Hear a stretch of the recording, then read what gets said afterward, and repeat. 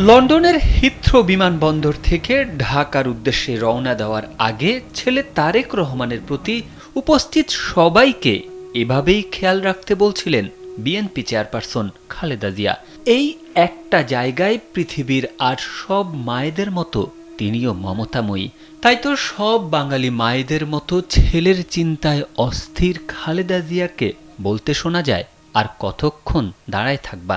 জবাবে তারেক রহমান যখন বলেন, এই তো তুমি ভেতরে ঢুকলে, জায়মা চলে আসলে আমি চলে যাব, তখন খালেদা জিয়া ইশারায় তারেক রহমানের মেয়ে জায়মা রহমানকে বলেন, বাবার দিকে খেয়াল রাখো।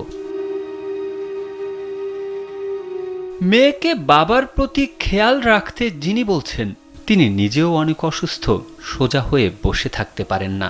তাই তার কোমর হুইল চেয়ারে বেল্ট দিয়ে বাঁধা। তবু বিদায় নেওয়ার আগে ভাবছেন সন্তানকে নিয়ে। মায়েদের মন বুঝি এমনই। দুনিয়ার সব মায়া সম্ভবত মায়েদের অন্তরে আল্লাহ পাক ঢেলে দিয়েছেন। এর আগে বিএনপির ভারপ্রাপ্ত চেয়ারম্যান তারেক রহমান নিজেই গাড়ি চালিয়ে মাকে নিয়ে হিথ্রো বিমানবন্দরে আসেন।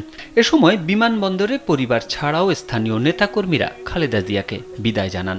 দেশের পথে উড়াল দেওয়ার আগে ছেলের সঙ্গে হাসি মুখে কথা বলেন বিএনপি প্রধান বেগম খালেদা জিয়া। এ সময় পাশে থাকা লোকজন সবাইকে হাসি খুশি দেখা যায়। মা তার সন্তানকে বিদায় বেলায় গালে আদর করে দেন। তারেক রহমানও মাকে বিদায় জানানোর মুহূর্তে জড়িয়ে ধরেন। তারেক আহমেদ, কালবেলা।